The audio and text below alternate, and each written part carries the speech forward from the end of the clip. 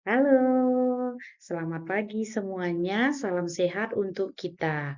Tuhan Yesus memberkati kita semua. Anak-anakku yang terkasih, yang Ibu banggakan, pada hari ini kita akan bersama-sama mempelajari pelajaran tentang Daud sang pemimpin. Nah, anak-anakku, siapa di antara kita yang sudah pernah membaca kisah Daud? Bagi yang sudah pernah baca kisah ini sangat menarik, luar biasa. Ibu yakin kalian juga bisa meniru sikap-sikap Daud yang dimiliki oleh Daud. Mempraktekannya di dalam kehidupan kita sehari-hari, di rumah, keluarga, di masyarakat, terlebih di gereja, termasuk juga di sekolah. Nah,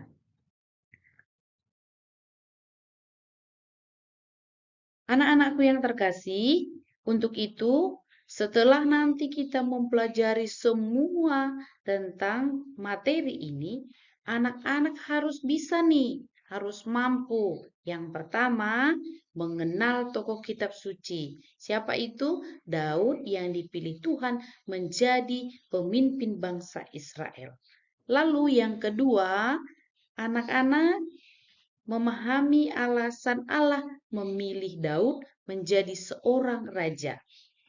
Lalu yang ketiga, kalian mampu untuk menyebutkan sikap yang harus dimiliki seorang pemimpin. Nah, lalu yang keempat, kamu juga bisa meneladani sikap kepemimpinan Daud dalam kehidupanmu sehari-hari. Ya, itu tadi bisa di rumah, di keluarga, di sekolah, di masyarakat, dan juga di gereja. Anak-anakku, agar kita dapat memahami janji Allah kepada Daud, maka kita akan menyimak kisah cerita tentang eh, kisah seorang pangeran bungsu yang peduli.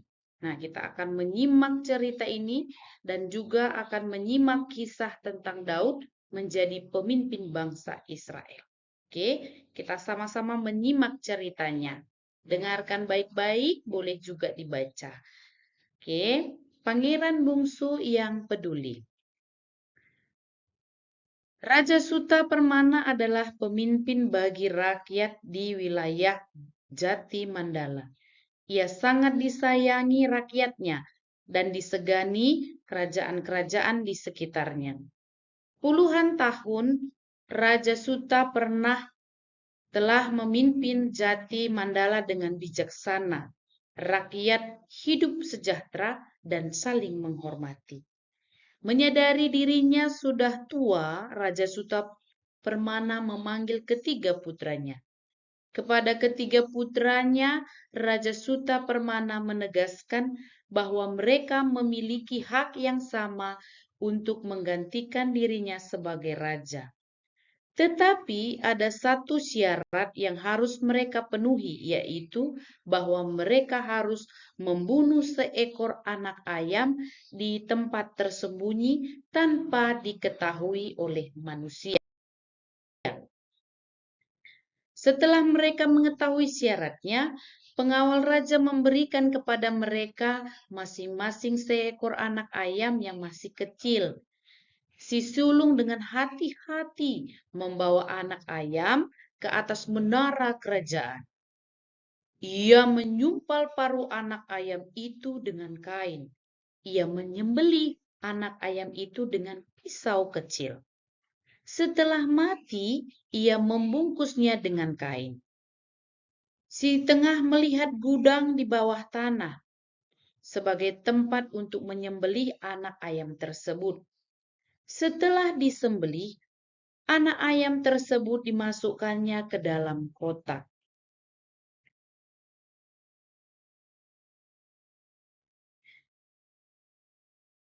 Sementara si bungsu masuk kandang ayam, dekat dengan induknya.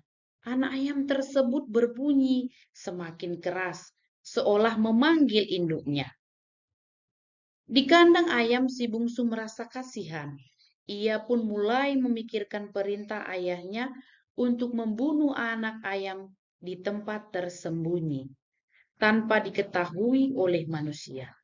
Ia menyadari bahwa jika ia membunuh ayam tersebut, ada 5 orang yang akan mengetahuinya, yaitu ayahnya, pengawal, kedua kakaknya, dan dirinya sendiri. Ia pun melepaskan anak ayam itu. Anak ayam dan induknya nampak sangat gembira. Ketika mereka kembali menghadap ayahnya, ketiga pangeran melaporkan syarat untuk menggantikan ayahnya. Si sulung dan si tengah dipuji ayahnya karena telah melakukan perintah ayahnya. Sementara si bungsu diancam hukum gantung karena berani melawan perintah ayah sebagai raja. Tiang gantungnya telah tersedia. Rakyat telah berkumpul di alun-alun kerajaan. Tetapi si bungsu melangkah tenang menuju tiang gantungan, siap menerima hukuman. Raja pun bertanya, "Hai bungsu, mengapa kamu tidak melakukan titah ayah sebagai raja untuk membunuh anak ayam itu?" Si bungsu pun menjawab, "Maaf ayah dan raja, hamba tidak melakukan titah ayah sebagai raja, karena hamba merasa kasihan terhadap anak ayam yang tidak berdaya dan induknya yang kehilangan anak-anaknya. Selanjutnya, jika hamba membunuh anak ayam tersebut, maka ada banyak orang yang akan mengetahui perbuatan hamba, yaitu hamba, raja, pengawal, kedua kakak, dan kini semua rakyat. Untuk itu hamba siap menerima hukuman gantung, daripada mengingkari hati nurani dan berbuat tidak adil terhadap anak ayam yang tidak berdaya." Mendengar jawaban tersebut, Raja Sutapermana memeluk si bungsu dengan berkata, "Kamulah anakku yang berhak menggantikan ayah sebagai raja, karena kamu memiliki ketulusan, cinta kasih, dan hati nurani yang suci. Kendati tiang gantung telah disediakan untukmu, rakyat pun bersorak-sorai menyambut pangeran bungsu menggantikan ayahnya sebagai raja. Mahkota kerajaan pun dikenakan kepadanya. Kerajaan Jati Mandala hidup penuh sukacita di bawah kepemimpinan Raja Bungsu. Mari kita simak sama-sama Samuel mengurapi Daud. Tetapi Tuhan bersabda kepadanya, "Janganlah pandang parasnya atau perawakan yang tinggi, sebab aku telah menolaknya. Bukan yang dilihat manusia yang dilihat Allah. Manusia melihat apa yang di depan mata, tetapi Tuhan melihat hati." 6 anak Isai lain dihadapkan kepada Samuel. Tetapi Samuel berkata kepada Isai, "Tidak ada yang dipilih oleh Allah. Apakah ini sekalian putramu?" Sahut Isai, "Tinggal yang bungsu, Daud namanya. Sekarang ini dia menggembalakan domba." Samuel berkata, "Suruhlah memanggil dia." Ketika Daud menghadap Samuel, Tuhan bersabda kepada Samuel, "Inilah dia." Samuel mengambil tanduk berisi minyak, lalu Daud diurapinya di hadapan kakak-kakaknya. Roh Allah turun ke atas Daud dan meninggalkan Saul.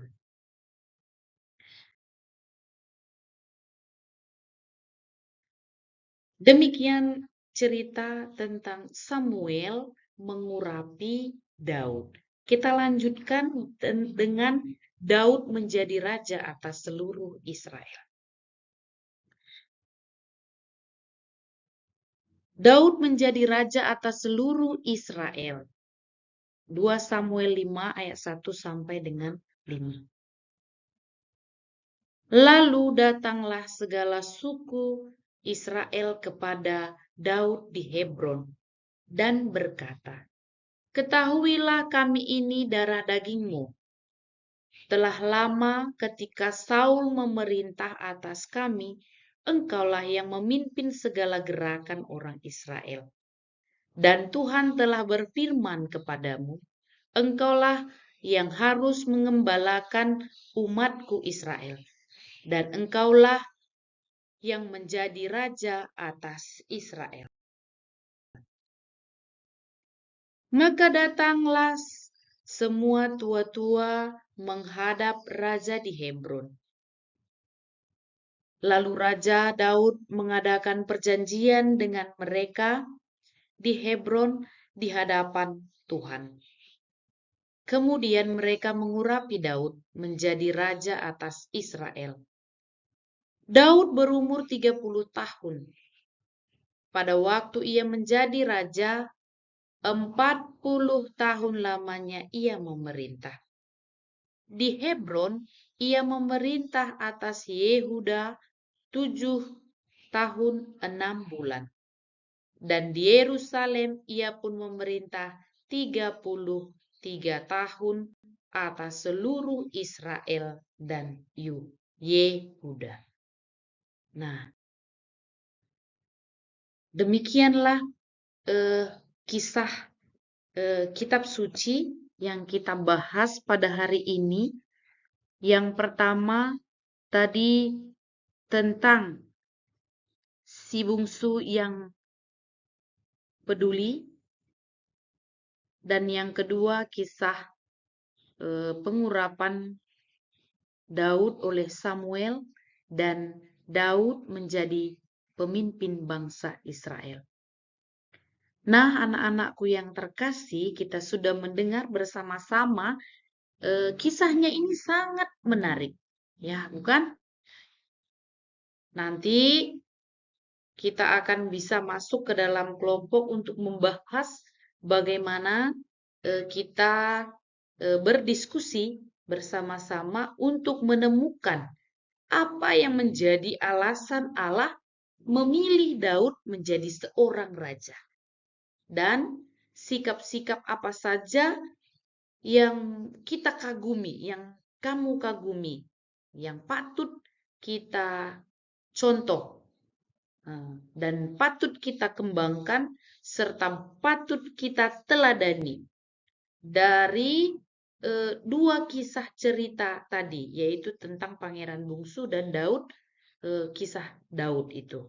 Maka untuk itu mari kita sama-sama mendalami dulu kisah kedua cerita tadi. Bagaimana sikap Raja Suta Permana dalam memimpin kerajaannya dan memilih penggantinya. Ia memimpin dengan adil, dengan tulus hati, melayani rakyatnya sehingga rakyatnya hidup sejahtera. Dan ketika menyiapkan penggantinya, ia pun memilih putranya yang memiliki ketulusan, cinta kasih, dan hati nurani yang suci. Ini semua demi kedamaian dan kesejahteraan rakyatnya sendiri. Inilah pengalaman yang diambil dari kisah Raja Suta Permana yang memilih anak bungsunya menjadi seorang raja. Nah, kita mau melihat lagi bagaimana kisah Daud, ya. Demikian juga dengan Daud. Ia sangat setia, berpegang teguh pada Allah. Ia mengasihi dan mencintai umat Israel. Karena itu Allah memilih Daud menjadi raja Israel. Ya, Daud berkenan kepada Allah sehingga ia dipilih Allah melalui pengurapan dari Samuel. Karena tadi Daud memiliki hati yang penuh ketulusan, berbudi luhur. Daud juga terampil. Ini ciri khas Daud. Terampil memainkan kecapi. Senang bernyanyi pujian bagi Tuhan. Nah, Daud yang telah diurapi itu menjadi raja bangsa Israel untuk menggantikan Raja Saul. Kenapa? Karena Raja Saul telah melakukan banyak pelanggaran, sombong, dan memegahkan diri. Sehingga Allah tidak berkenan lagi kepada Saul. Nah, di lingkungan kita ada juga banyak pemimpin yang memiliki hati yang tulus dan berbudi luhur sama seperti Daud. Inilah yang perlu kita contoh. Ya, pemimpin yang seperti ini yang memiliki semangat memperjuangkan kepentingan rakyat serta bersikap bijaksana terhadap orang. Anak-anakku yang hebat, di dalam pelajaran hari ini dapat kita simpulkan beberapa poin sebagai berikut. Yang pertama, bagi bangsa Israel, Allah adalah pemimpin mereka, sementara raja adalah wakil Allah yang sepenuhnya menjalankan kedaulatan Allah. Yang kedua, raja adalah gambaran kehadiran Allah di tengah-tengah umatnya. Lalu yang ketiga, janji Allah kepada Daud adalah Allah akan menyertai umat Israel dimanapun mereka menetap dan hidup. Allah akan memberikan keturunan yang besar kepada Daud. Allah akan memberikan berkat kepada keturunan Daud. Allah juga akan menyertai Daud sampai selama-lamanya. Yang keempat, sikap-sikap yang patut dicontoh dan dikembangkan dalam hidup bersama dan menggereja dari kisah seorang pangeran bungsu dan Daud. Yang pertama itu adalah sikap jujur. Yang kedua, selalu dekat pada Tuhan. Yang ketiga, bijaksana. Yang keempat, rendah hati. Yang kelima, memiliki sikap mencintai dan membela yang lemah. Yang keenam, bersikap adil. Yang ketujuh, mau melayani. Yang kedelapan, tulus hati. Nah, sikap-sikap ini juga sebaiknya dimiliki oleh para pemimpin saat ini dan pemimpin yang akan datang. Maka kalian sebagai calon pemimpin yang akan datang harus bisa mempraktekkan, meneladani sikap baik yang dimiliki oleh Raja Daud. Sikap pemimpin yang baik yang dimiliki oleh Raja Daud itu diterapkan di dalam kehidupan sehari-hari. Sehingga nanti pemimpin-pemimpin yang akan datang memiliki pemimpin yang memberikan kesejahteraan bagi bangsa, bagi banyak orang. Hal ini dilakukan mulai dari diri sendiri, di rumah, di keluarga, di sekolah, di lingkungan masyarakat. Apakah anak-anak siap semuanya? Ya, tentu pasti siap, ya kan? Anak-anak yang hebat, anak-anak yang terkasih, demikian pelajaran kita hari ini. Terima kasih atas perhatiannya. Salam sehat. Tuhan Yesus memberkati kita semua. Bye-bye.